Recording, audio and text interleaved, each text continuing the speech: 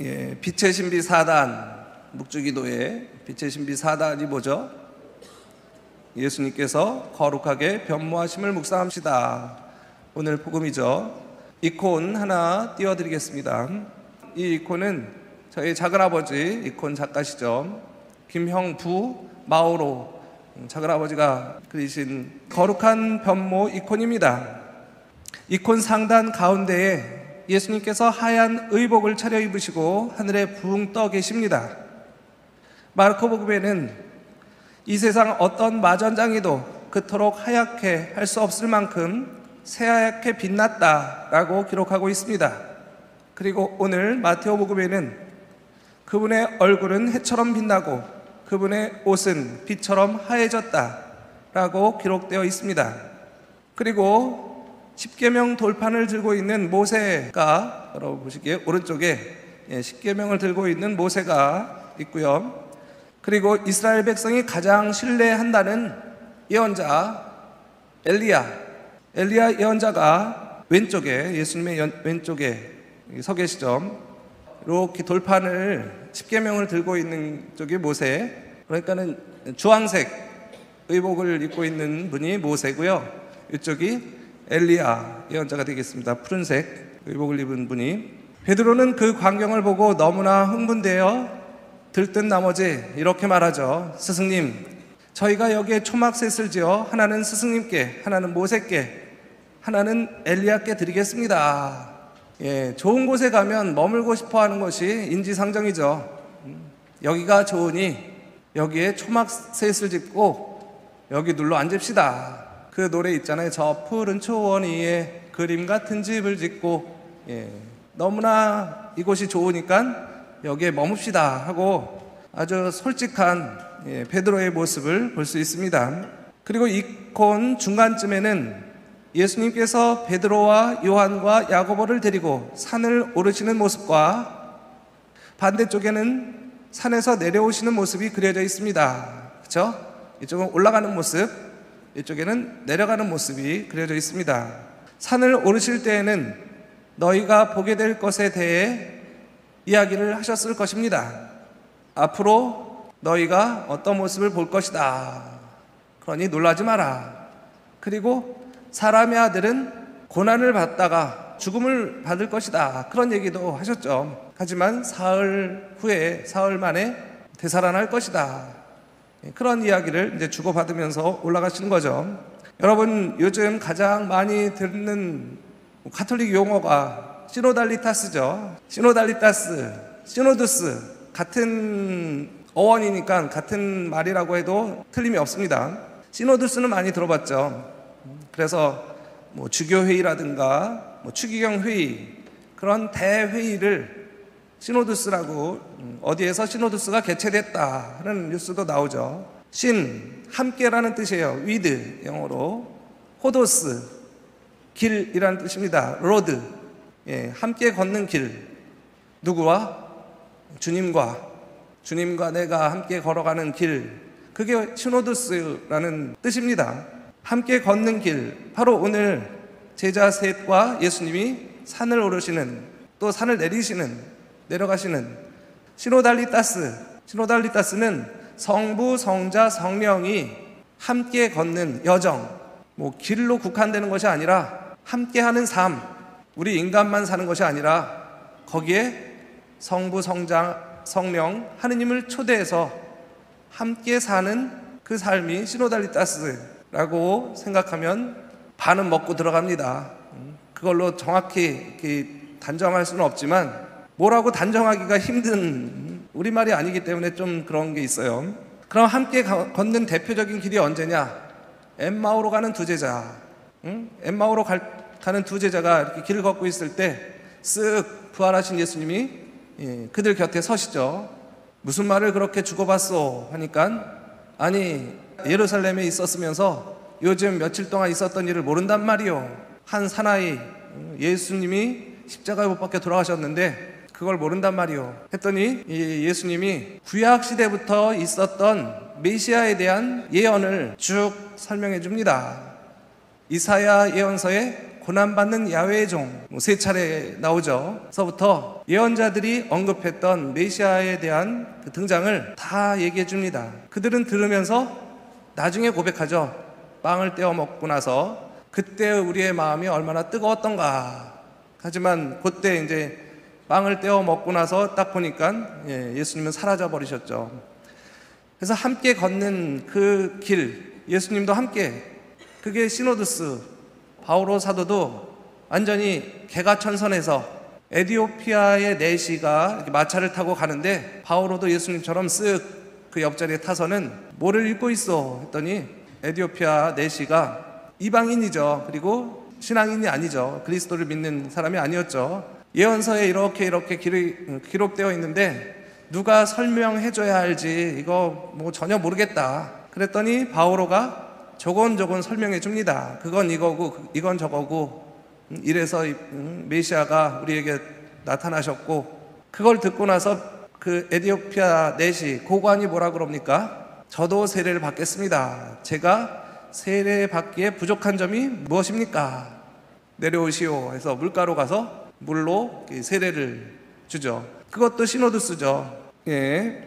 그런 내용을 이제 올라가시면서 하시고 내려오시면서 하신, 그래서 시노두스에 대한 설명도, 시노달리타스에 대한 설명도 겸해서 드렸습니다. 산을 오르실 때에는 너희가 보게 될 것에 대해 이야기하셨을 것이고, 산에서 내려오실 때에는 사람의 아들이 죽은 이들 가운데에서 되살아날 때까지 지금 본 것을 아무에게도 말하지 마라 하고 당부하셨습니다. 이걸 함구령이라고 하죠. 함구령, 입 다물라 하는. 신앙생활하면서 우리가 잃기 싫은 게 뭐냐면 겸손함이에요. 나 이만큼 했어. 나 성경필사도 한번 했고, 꾸르실려도 다녀왔고, 복사도 열심히 하고, 어린이들 같은 경우에도 나 이 정도 하고 자랑하는 순간 그 은총이 삭감된다고 했죠.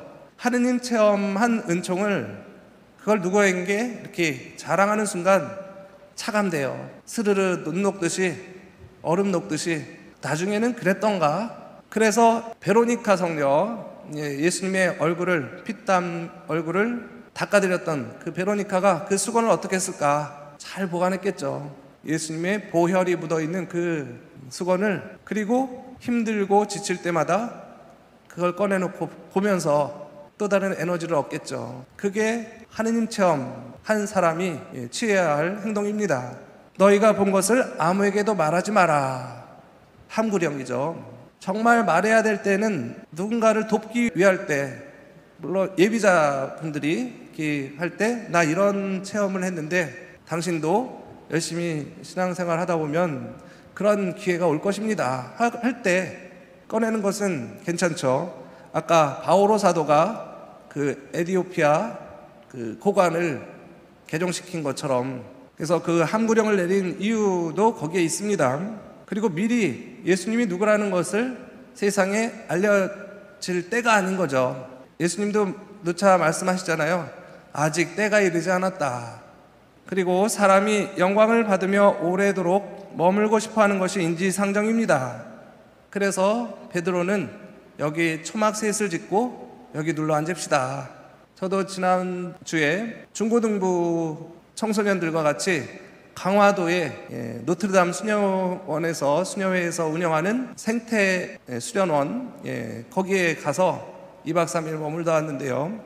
저는 피정하는 그런 느낌이었어요. 날씨는 무더웠지만 그래도 선풍기 하나로 자연 속에서 모처럼 밤에 북두칠성도 선명하게 봤고, 저는 못 봤지만 여러 친구들이 그 별똥별, 그걸 누워서 봤다고 하더라고요. 그것처럼 피정, 여기가 좋으니 여기 초막셋을 짓고 삽시다 하는 게 베드로의 마음이 바로 우리 마음입니다. 그렇지 않겠습니까? 그런데 예수님은 어떻게 하십니까? 예수님께서는 영광을 받으며 타볼산에 머물지 않으시고 다시 인간을 구원하시기 위해, 즉 당신의 십자가를 지기 위해 지상으로 내려오십니다. 그것이 예수님의 사랑입니다. 여러분, 가장이 날씨 덥다고 출근 안 해요? 가족들 부양하기 위해서 직장에 나가서 일하는 그런 것도 가족을 사랑하기 때문에 하는 거죠. 예수님도 우리 인간을 사랑하시기 때문에 그 영광스러운 영예로운 모습 그대로 유아독전 있는 것이 아니라 다시 세상 속으로 내려가서 우리와 뒹굴고 땀 흘리고 같이 기뻐하고 같이 슬퍼하고 하시기 위해서 그 산을 내려오신 것입니다.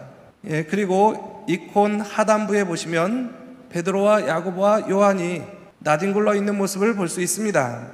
예수님의 모습이 너무 눈이 부셔서 나자빠져 있는 모습입니다. 오늘 제가 아침에 이런 체험을 했습니다. 아침에 씻고 이제 양말을 신는데 장에서 양말을 한 켤레 꺼내서 왼쪽부터 신고 오른쪽 발을 넣는 순간 발바닥에 뭔가 뭉클한 게 느껴져요. 뭐지? 하고 딱 봤더니 말벌이, 엄지손가락만한 말벌이, 노란 말벌이 저랑 눈이 마주쳤어요. 제가 어떻게 했겠습니까? 그야말로 나뒹굴어졌어요. 엄마야를 불렀나 아빠야를 불렀나 그건 기억이 안 나지만 화들짝 놀라가지고 양말 다시 던지고 제 발을 확 빼는데 그 발이 뒤꿈치가 침대에 쾅 부딪힐 정도로, 그러면서 머리가 쭈뼛 서고 10년 감수가 이럴 때 쓰는 말이구나. 제 수명이 10년이 단축되는 순간이 아닌가 하는 그런 생각도, 그런 경험을 오늘 아침에 했습니다. 아마 이 세 베드로와 야고보와 요한도 그 모습을 보고 예수님의 화려한 모습도 보고 그 양옆에 모세와 엘리야는 귀로만 들었지 눈으로 본 적은 한 번도 없는데 여러분 조상이 딱 나타났다 생각해 보세요. 신기한 정도가 아니죠. 놀라 자빠질 정도죠. 그 모습입니다. 이 모습은 바오로 사도의 모습에서도 찾아볼 수 있습니다. 즉 사울이라는 이름으로 소위 예수쟁이들을 붙잡으러 다마스쿠스로 말을 타고 갈 때 갑자기 하늘에서 너무나 눈부신 광채가 나타났습니다. 그것을 보고 사울은 말에서 떨어져서 고개를 들지도 못하고 이렇게 말하죠. 당신은 누구십니까? 하고 묻습니다. 그러자 나는 내가 박해하는 예수다 하는 웅장한 목소리가 하늘에서부터 들려옵니다. 그때 바오로의 쥐구멍이라도 있으면 들어가고 싶은 그런 마음 아니겠습니까? 우리가 큰 잘못을 짓고 있을 때 그걸 들켰어요. 저도 복숭아서리 했다 그랬잖아요. 복숭아서리 열심히 재밌게 하고 있는데 주인한테 딱 들켰어요. 내 이놈! 헐레벌떡 뒤도 안 돌아보고 도망가야죠. 당신은 누구십니까? 했을 때 나는 내가 박해하는 예수다. 여러분도 죄 지을 때 예수님이 뒤에서 너 나에게 또 대못을 박는구나 하고 나타나서 말씀하신다고 생각해 보십시오. 그때에도 화들짝 놀라서 자빠진 그 모습 바오로에게서도 볼 수가 있죠. 다시 복음으로 돌아와서 거룩한 변모 중에 이는 구름 속에서 하느님의 음성이 들립니다. 이는 내가 사랑하는 아들, 내 마음에 드는 아들이니 너희는 그의 말을 들어라. 이 말씀 어디에서 또 들었죠? 예수님이 세례자 요한에게 세례를 받을 때 예수님이 세례자 요한에게 나에게 세례를 주시오 갔더니 세례자 요한이 펄쩍 뛰죠. 아니 제가 당신에게 세례를 받아야 해도 부족한데 어떻게 세례를 줄 수 있겠습니까? 지금은 내가 하라는 대로 하시오. 예수님은 본보기를 보여주시는 겁니다. 모든 인간은 세례를 받아서 새로 태어나야 한다 하는 본을 보여주신 거예요. 예수님이 죄가 있어서 세례를 받은 게 아니죠. 나도 너희와 똑같은 사람이다. 그래서 세례자 요한이 마지못해 그림에 보면 조개 껍질로 물을 떠서 예수님의 머리 위에 부어주죠. 그때 또 하늘에서 들려오는 음성이 너는 내가 사랑하는 아들, 내 마음에 드는 아들이다. 마음에 드는 아들이니 너희는 그의 말을 들어라. 여기에서 핵심은 들어라예요. 들어라. 예수님의 음성을 들어라. 귀를 쫑긋 세우고 뭐라고 말씀하시는지 들어라. 이제부터 이 미사 안에서 그리고 우리의 일상 중에 예수님의 말씀에 귀를 기울이고 그분의 뜻을 따르는 참된 신앙인이 되도록 노력합시다. 마치 사무엘이 그랬던 것처럼, 사무엘의 스승이 누구예요? 엘리야 예언자죠. 사무엘아, 사무엘아, 3번, 4번째 이렇게 답하죠. 주님 말씀하십시오. 종이 듣고 있나이다.